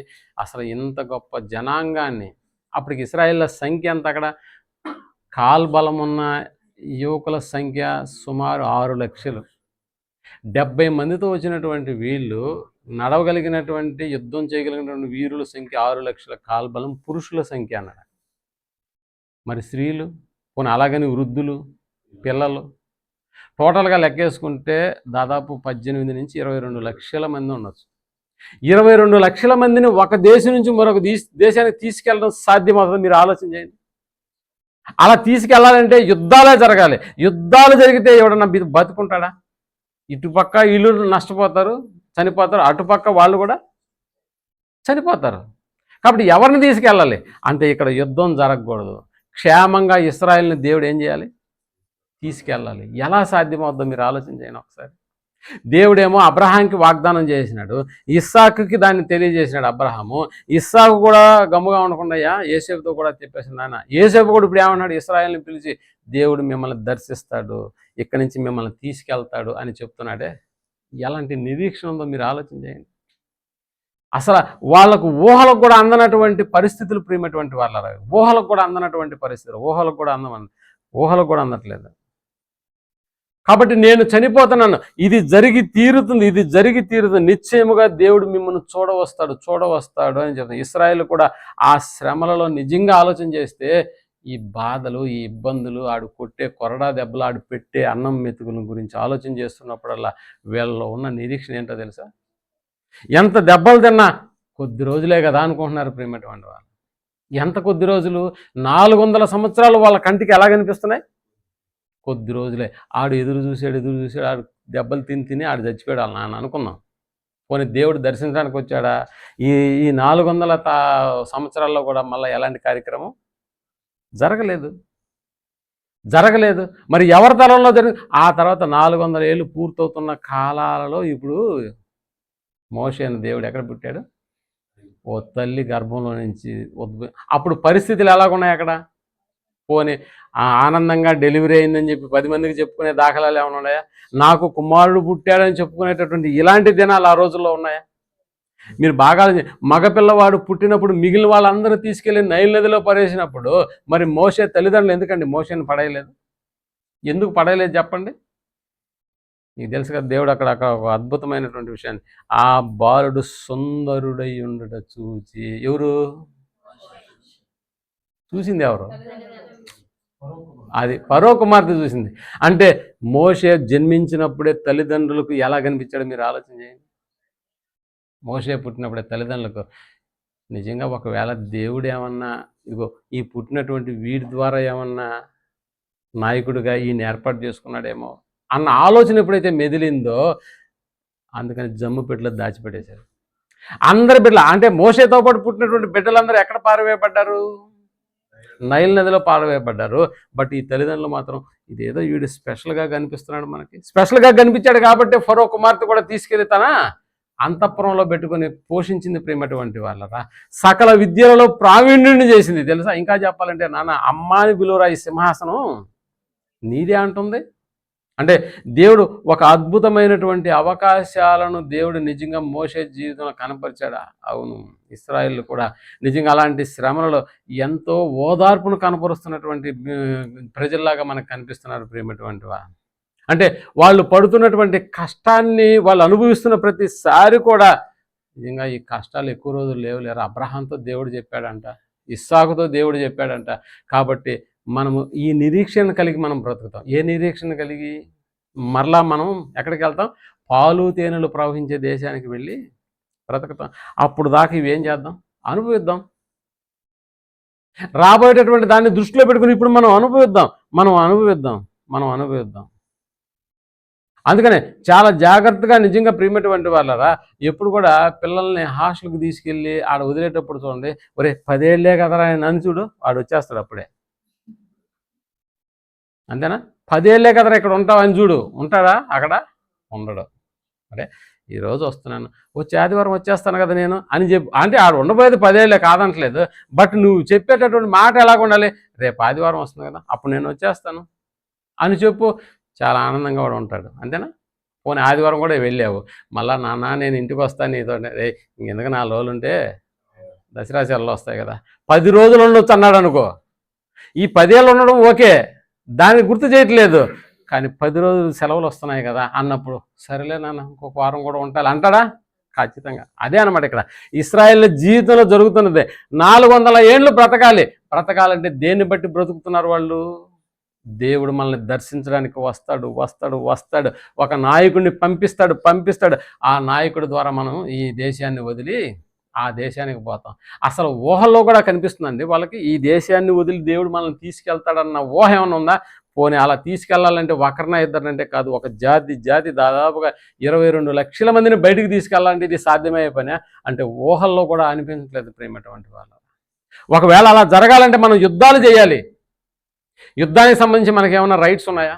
ఏమైనా పోనీ యుద్ధానికి సంబంధించినటువంటి రథాలు ఉన్నాయా? సైన్యం ఉందా? అశ్వదళం ఉందా? సైనికులు ఏమైనా ఉన్నారా? పోనీ యుద్ధంలో ఏమైనా మనం అందరం నైపుణ్యులమా అంటే కాదు. మనమే బానిసలం.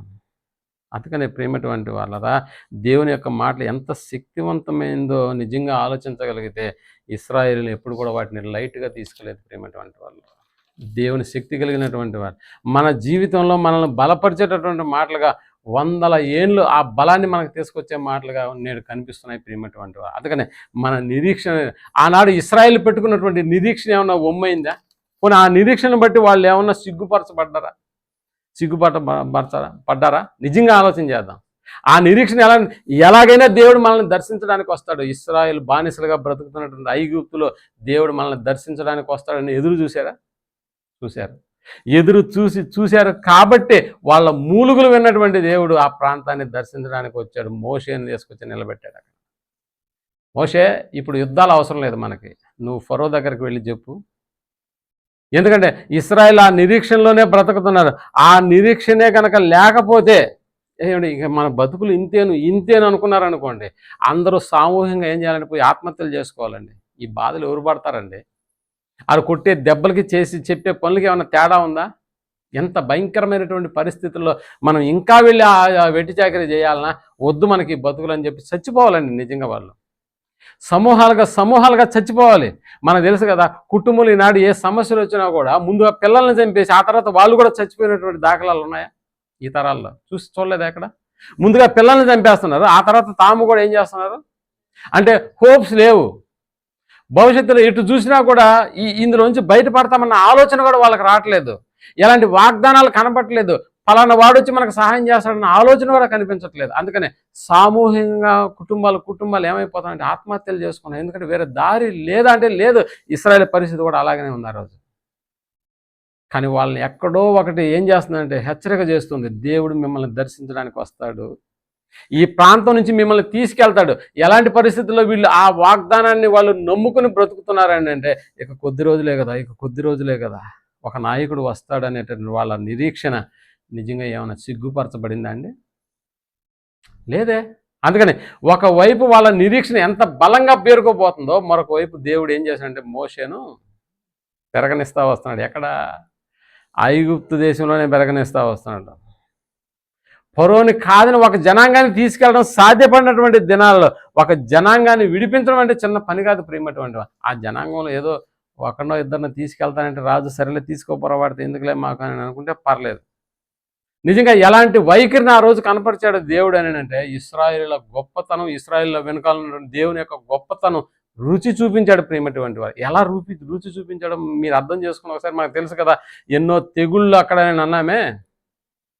నిజంగా ఫరో సైన్యాన్ని మనం ఆలోచన చేస్తే, వాళ్ళ బలగాలను మనం ఆలోచన చేస్తే, నిజంగా కానాన్ అనేటటువంటిది ఏమన్నా ఒక 5 కిలోమీటర్ల దూరంలో ఉందండి ఐగుప్తు నుంచి?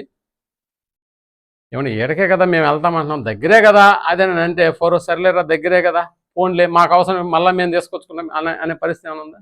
కాదు. కానీ ఎన్నో వందలుగా దాదాపు 40 మైళ్ళ దూరం, అంటే 40 సంవత్సరాలు నడిపించాడు దేవుడు, అది వేరే సంగతి. బట్ చాలా దూరం వెళ్ళిపోవాలి, ఈ జాతి అంతా వెళ్ళిపోవాలి, చాలా దూరం వెళ్ళిపోవాలి. 40 సంవత్సరాల సుదీర్ఘ ప్రయాణం. నిజంగా ఇది అసలు అయ్యే పనేనా? ఒక జనాంగాన్ని తీసుకెళ్ళి 40 ఏళ్ళ ప్రయాణం చేసి ఆ తర్వాత ఆ కనాన్ దేశంలో స్థిరపరచబడ్డం అనేది అయ్యే పనేనా? అంటే ఊహలకు కూడా ఏమన్నా అందుతుందండి? మీరు ఆలోచన చేయండి. అసలు ఊహలకు కూడా ఇలాంటిది జరుగుతుందని ఎప్పుడన్నా ఆలోచన చేశారా? ఊహలకు అసలు లేదు కదా. ఒక జనాంగాన్ని తీసుకెళ్ళిపోవడం అనేది అసాధ్యం. ఎవరి దగ్గర నుంచి ఎవరి చేతిలో ఉన్నారు? వాళ్ళు ఫరో చేతిలో ఉన్నారు. ఫరో ఏమన్నా అనామకుడా? ఆడికి ఏమైనా యుద్ధ రథాలు లేవా? యుద్ధాలు జరిగించేటటువంటి నాయకులు లేరా? సైన్యం లేదా? అశ్వదళం లేదా? వీటన్నిటిని ధిక్కరించి ఒక జనాంగాన్ని తీసుకెళ్ళిపోవడం అంటే సాధ్యమయ్యే పని? మీరు ఆలోచన చేయండి. అలాంటి పరిస్థితుల్లో దేవుడు అద్భుతమైనటువంటి విషయాలను ఐగుప్తుల మధ్య జరిగించాడు. ఏం జరిగించాడు తెలుసా? మీకు తెలుసు కదా, ఐగుప్తులో ఉన్నటువంటి నదుల్లో ఉన్న నీళ్ళన్నీ ఏమైపోయాయి? రక్తంగా మారిపోయాయి. మీరు బాగా ఆలోచించండి. ఎక్కడైనా నీటి కొరత ఉందంటే మినిస్ట్రీ ఇంట్లో నీటి కొరత ఉంటుందా? మినిస్ట్రీ ఇంట్లో ప్రధానమంత్రి ముఖ్యమంత్రి ఇంట్లో నీటి కొరత ఏమైనా ఉంటుంది? ఎక్కడైనా ప్రజలకు ఏమైనా నీటి కొరత కనిపిస్తుందేమో, కానీ ప్రధానమంత్రి ఇంట్లో. ఇక్కడ సమస్య ఏంటంటే ఫరో చక్రవర్తి కూడా అయ్యి ఉండొచ్చు, ఆడు తాగడానికి ఆడికి కూడా ఏం లేవు, ఇప్పుడు నీళ్ళు లేవు. సరే రే రండి అని చెప్పి తన సైన్యంలో కొంతమందిని పిలిచి ఇస్రాయేల్ బతుకుతున్న గోషెను అక్కడికి వెళ్ళి మంచినీళ్ళు పట్టుకురాపండి అన్నాడు అనుకున్నాం. ఇప్పుడు ఓరే రాజుగారు చెప్పారు, మనం కూడా అదే పనులు కొన్ని నీళ్ళు తాగేసి ఆడి నుంచి తెచ్చుకోవచ్చు అనుకుని వీళ్ళు బయలుదేరినారు అనుకుందాం. ఖచ్చితంగా ఆ ప్రయత్నం జరుగుంటుందా? మన ప్రాంతంలో నీళ్ళన్నీ రక్తంగా మారిపోయినాయి, ఏది ఈవెన్ ఫరో తాగే నీళ్ళు కూడా. సరే కొంతమంది బయలుదేరి వచ్చినారు, ఫరోకి నీళ్ళు కావాలా, గోషాన్ దేశంలో మీ నీరు మాకు ఇవ్వండి అని అంటే వాళ్ళు మాకేం ఇబ్బంది లేదు తీసుకెళ్ళండి అని. ఎప్పుడైతే వీళ్ళు మూటల్లో అదే ఆ తిత్తులో కట్టుకొని తీసుకెళ్ళి ఆ బార్డర్ అనేది ఉంటుంది, ఈ బాటిల్ ఒక్క కాలు ఇట్టు పెట్టారో లేదో, ఈ నీళ్ళని మళ్ళీ ఎలా అయిపోయినాయి, మళ్ళీ ఇట్టు పెట్టారో లేదు, మళ్ళీ ఈ రక్తం ఉన్న నీళ్ళు అయిపోయా. సరే ఇప్పుడు ఐగుప్తు వాడు నేను గోషాన్లో ఉండి ఈ నీళ్లు తాగుతానని ఒకవేళ తాగడానికి ఇస్తాడు అనుకో, వీడు గొంతులో పడేటప్పటికి నీళ్ళు ఎలా ఉన్నాయి అంటే మీరు అంటే మనం ఇవి అర్థం కాక మనం ఏదో జరిగేసిందని అనుకుంటున్నామే, కానీ ఇలా ప్రాక్టికల్గా మీరు ఆలోచన చేయండి. దేవుడు అంటే ఏంది అర్థమవుతుంది ప్రేమ. ఒక కాలు అట్టు పెట్టి ఇంకో కాలు ఈ దీంట్లో పెట్టి నీళ్లు తాగడానికి ప్రయత్నించాడు అనుకో, ఆ తాగేవాడు ఐగుప్తుడైతే ఆ తాగే నీళ్ళు ఏమైపోతున్నాయి? రక్తంగా మారిపోతున్నాయి. నేను మిమ్మల్ని దర్శిస్తానని చెప్పినటువంటి దేవుడు ఒక జాతిని ఆ ఫరో దగ్గర నుంచి తీసుకురావడం అనేటటువంటిది నీకు నాకు అది చిన్న విషయమే కాదు, దేవునికి నీకు నాకు పెద్ద విషయమే కావచ్చు, కానీ దేవునికి అది సాధ్యమయ్యేటటువంటి కార్యక్రమం. నిజంగా చెప్పాలంటే ఆ రోజు ఐగుప్తులో నుంచి వచ్చినటువంటి వాళ్ళు నిజంగా వాళ్ళ యొక్క ఆస్తులను కూడా తీసుకొచ్చుకున్నారంట. తెలుసా మీకు? ఐగుప్తుల యొక్క ఆస్తులను కూడా తీసుకొచ్చుకున్నారు. అంటే వాళ్ళ దగ్గర ఉన్నటువంటి బంగారు అన్నీ కూడా అడిగి మరీ తీసుకొచ్చుకున్నారంట. ఎంత నిరీక్షణ కలిగి 400 సంవత్సరాలు బ్రతికారు. ఆ బ్రతికినటువంటి వీళ్ళు 400 సంవత్సరంలో అడుగు బయట పెట్టినప్పుడు వాళ్ళ నిరీక్షణ ఎలా ఉందో చెప్పను. ఎంత ఆనందం వేసింది, ఎంత కేరింతలు జరుగుంటాయి ఆ రోజు. మీరు ఆలోచన, ఇన్ని రోజులు బతికినటువంటి ఈ బానిసత్వపు బ్రతుకు కఠినమైనటువంటి దాస్యము అందులోంచి బయటపడినటువంటి ఆ దినాలను ఒక్కసారి జ్ఞాపకం చేసుకుంటే ప్రియమైనటువంటి వాళ్ళరా, అప్పటి వరకు వాళ్ళు పెట్టుకున్నటువంటి నిరీక్షణ సిగ్గుపరచబడదు. ఈరోజు ఆలోచన చేయండి, ఇప్పుడు మనలో ఉన్నటువంటి నిరీక్షణ ఏంటో ఒకసారి చెప్పండి. యేసుక్రీస్తుల వారు మరలా వస్తాడు, పోనీ వచ్చి గమ్ముకుంటాడా? నిన్ను నన్ను తీసుకెళ్ళడానికి సిద్ధంగా ఉన్నాడు. పోనీ వచ్చేటటువంటి వాడు ఏమన్నా మోసేనా? మోసే కంటే గొప్పవాడా? మోసే కంటే గొప్పవాడు. ఆయన మరణించి తిరిగి లేచాడని నమ్ముతున్నటువంటి మనం ఆయన మరలా వస్తాడని నమ్మడంలో ఏమన్నా డౌట్ ఉందా? ఆయన ఈ లోకానికి వచ్చి మరణించి తిరిగి లేచాడు, ఇందులో ఏమన్నా కన్ఫ్యూజ్ ఏమైనా ఉందా? లేదని అంటామా? అది చాలా ఈజీగా మనం నమ్మేస్తున్నాం. యేసు ప్రభువు వారు ఈ లోకానికి వచ్చాడు, మరణించాడు, తిరిగి లేచి వెళ్ళిపోయాడని నేను నమ్ముతున్నటువంటి నీవు ఇప్పుడు మళ్ళా రెండవ రాకడ అనేటటువంటిది చాలా కష్టమండి. ఆయన రాడు అని చెప్పగలుగుతామా? వస్తాడా రాడు? ఇంతగా మరి ఏమైంది? ఆ నిరీక్షణ నిన్ను సిగ్గుపరచనివ్వదు. ఎప్పటి వరకు? బహుశా నీ తరంలో ఆయన రాకపోవచ్చు, కానీ తర్వాత తరాల్లో వస్తాడా రాడా? మరి ఈ తరంలో ఎలా బతుకుతున్నాం మనం? ఆయన రాకడను కూర్చున్నటువంటి నిరీక్షణతో వస్తాడు. వాగ్దానాలు ఏమైపోయినాయి, ఆయన రాకడ ఏమైపోయిందని ఒకవేళ మనుషులు నిన్ను చూసి గేలి చేసినా కూడా అధైర్యపడబాకు. ఇప్పుడు బతుకుతున్నటువంటి మన బ్రతుకులో ఉన్నటువంటి శ్రమ, వేదన, ఎన్ని సమస్యలైనా కూడా ఎలా ఆలోచించాలో తెలుసా మనం? కొద్ది రోజులే కదా నాయన. ఎన్ని రోజులు? మరి కొద్ది రోజుల తర్వాత ఏమవుతుంది చెప్పండి? యేసుక్రీస్తుల వారు వస్తాడు, తీసుకెళ్ళిపోతాడు అన్న నిరీక్షణ నీలో కానీ ఉంటే ఇప్పుడు పడుతున్నటువంటి ఆ శ్రమలు. అందుకనే పౌలు గారు మళ్ళా చదవండి, ఇప్పుడు మనం చదువుకున్నటువంటి 5వ అధ్యాయం రోమీయులకు రాసిన పత్రికలో 2వ వచనం నుంచి 5వ అధ్యాయం 2వ వచనం. మరియు ఆయన ద్వారా విశ్వాసము వలన ఈ కృపయందు ప్రవేశము గలవారమై అందులో నిలిచియుండి ఆ దేవుని మహిమను కూర్చొని నిరీక్షణ బట్టి అతిశయపడుచున్నాము. అంతేకాదు శ్రమ ఓర్పును, ఓర్పు పరీక్షను, పరీక్ష నిరీక్షణను కలుగజేయునని ఎరిగి ఏం జరగాలంట? ఇప్పుడు శ్రమ వచ్చిందంటే ఏం చేయాలా? ప్రార్థన చేయని పాస్టర్ దగ్గర పరిగెత్తడం కాదు, శ్రమల యందు కూడా ఇప్పుడు ఎలా ఉండాలి? మనం అతిశయపడాలి. అతిశయపడాలి అంటున్నాడంటే మీరు ఆలోచన చేయండి, ఎందుకు అతిశయం? ఈ శ్రమలు పౌలు ఇదేనా అనింది? శ్రమల గురించి ఏమన్నా? ఇప్పటి కాలపు శ్రమలు ఎన్న తగినవి కావు అన్నాడు ఆయన. ఇప్పటి కాలపు శ్రమలు ఎందుకు ఎన్న తగినవి కాను అంటాడు ఈయన?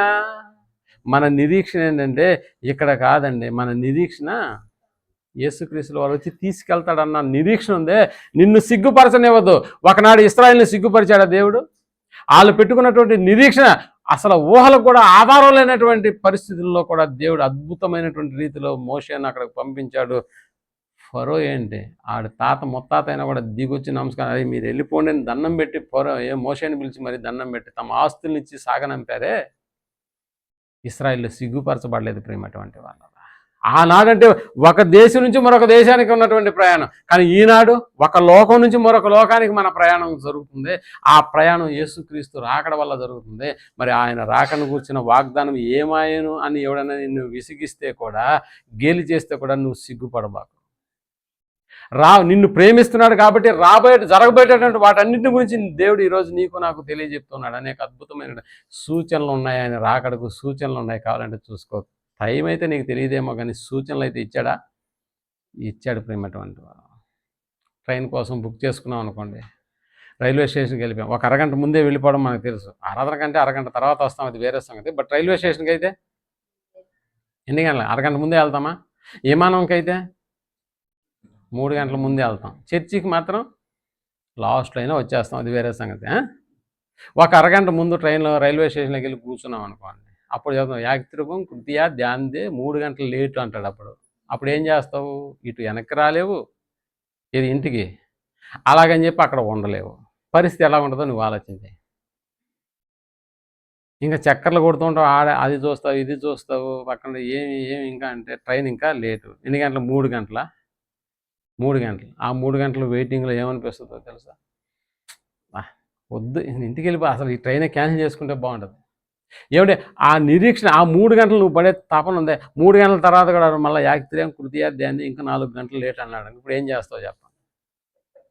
ఉండాలా, వెళ్ళిపోవాలా? ఆలోచన చేయండి ఒకసారి. ఆ నిరీక్షణ నేనేం చేస్తుందంటే, ఇంక వచ్చేస్తుంది అన్నాడు కదా, పోనీ 4 గంటలు లేట్ అయినా వస్తుంది కదా అని అంటే, ఇప్పుడు మనలో ఉన్న నిరీక్షణ ఏంటంటే, మన దగ్గర ఉన్న టికెట్ అంటే రిజర్వేషన్ కూడా చేయించేసుకున్నావు కదా, మనకు బెర్త్ కూడా ఉంది కదా, సరే ఇప్పుడు ఇక్కడ ఎంత తిరిగినా ఆ ట్రైన్ వచ్చేస్తే ఒక్కసారిగా పడుకొనే కదా వెళ్తాం అన్న ఆలోచన నీకు వచ్చిందనుకో, ఇప్పుడు పడేటువంటి కష్టం ఎలా ఉంటుంది చెప్పండి? చాలా ఈజీ కదా. మనకేముంది లేదు, రిజర్వేషన్ ఉంది, ఆల్రెడీ మనకు బెర్త్ రెడీగా ఉంది. ఇక మనం ట్రైన్ ఎక్కేస్తే ఏం చేయాలి? పడుకోవడమే కదా అన్న ఆలోచన నీకు వచ్చిందనుకో, ఇప్పుడు పడే కష్టం ఏమన్నా పెద్దదిగా ఉంటుందా? ఉండదు. ఒకసారి అలా ఆలోచన చేయ జీవితాన్ని గురించి. ఇప్పుడు పడే కష్టాలు నష్టాలు, ఇప్పుడు సరే ఏడుపు ఉంది కాదనలేదు, మరి రేపు ఏడుపు ఉండదు కదా. ఎందుకంటే ఆ లోకం వేరు కదా అన్న ఆలోచనతో మన యొక్క ఆలోచనలు కానీ నిజంగా ప్రేమటువంటి వాళ్ళరా అలా ఊహిస్తే రాబోయేటటువంటి ఆ ఉన్నతమైనటువంటి ఆ లోకానికి తీసుకెళ్తున్నటువంటి యేసు ప్రభువుల వారి యొక్క రాకడ మీదే మన యొక్క ఆలోచనలన్నీ వెళ్ళిపోతున్నాయి అనుకో, ఎలాగుంటుందో ఒకసారి మీరు ఆలోచన చేయండి. యోహాను సువార్త 16 అధ్యాయం 21 వచనం. యోహాను సువార్త 16 అధ్యాయం 21 వచనాన్ని మనం ఆలోచించగలిగితే, 16 అధ్యాయం 21. స్త్రీ ప్రసవించినప్పుడు ఆమె గడియ వచ్చును. 16:21 రైట్, చదవండి కదా. ఆమె గడియ వచ్చెను కనుక ఆమె వేదన పడును. అయితే శిశువు పుట్టగానే లోకమందు నరుడు ఒకడు పుట్టెనను సంతోషము చేత ఆవేదన కాదు, ఆమె ఆవేదనను చేసుకొనదు. ఏం చేస్తుందంటే అప్పటి వరకు పడినటువంటి కష్టాలన్నీ కూడా ఆ నరుణ్ణి చూసినప్పుడు, ఆ బిడ్డను చూసినప్పుడు, అప్పటి వరకు పడిన ఆ వేదన ఇప్పుడు ఏంగా మారింది దానికి? అది చెప్తున్నాడు అనమాట. ఆ వేదన మరి జ్ఞాపకము చేసుకొనదు. అటువలే మీరును ఇప్పుడు దుఃఖపడుచున్నారు, కానీ మిమ్మును మరలా చూచెదను, అప్పుడు మీ హృదయము సంతోషించును, మీ సంతోషమును ఎవడును మీ యొద్ద నుండి తీసివేయడు అని ఉందా? ఆ సంతోషాన్ని జ్ఞాపకం పెట్టుకో. ఇప్పుడు పడే వేదన, శ్రమ, ఒక తల్లి ఆ ప్రసవ వేదన పడిన తర్వాత తన బిడ్డను చూసుకున్నప్పుడు ఆ వేదనని మరి ఎప్పుడు జ్ఞాపకం ఎలా చేసుకోదో, అలాగే ఇప్పుడు మనం పడుతున్నటువంటి బాధలు, ఇబ్బందులు ఎన్ని కూడా ఆ తర్వాత కాలంలో ఉండవు అని చెప్తున్నాడండి. ఉండవని చెప్తున్నది ఎవరు ఇక్కడ? యేసు ప్రభుల వారు. మనం పొందబోయేటటువంటి ఆ ఆనందం మన యొద్ద నుండి ఎవడు తీసివేయడు అని చెప్తున్నాడు. ఎవడు తీసివేయడు మీ సంతోషాన్ని మీ యొద్ద నుండి ఎవడు తీసివేయడు. కాబట్టి ప్రియమైనటువంటి వాళ్ళ మన బ్రతుకు 60-70 సంవత్సరాలే. కాబట్టి 60-70 సంవత్సరాలలో మనం నిరీక్షణ కలిగినటువంటి వారమై జీవించాలి. ఏ నిరీక్షణ? యేసు ప్రభుల వారు మరలా వస్తాడు, మనల్ని తీసుకెళ్తాడు, ఆ లోకంలో మనల్ని ఉంచుతాడు. ఆ నిరీక్షణ మనల్ని ఎప్పటికీ కూడా ఏం చేయదంటే సిగ్గుపరచబడనివ్వదు. ఏదో ఒకరోజు ఆయన వస్తాడా, తీసుకెళ్తా. ఆ నిరీక్షణ కలిగి మనం ఈ లోకంలో మనం బ్రతకాలి.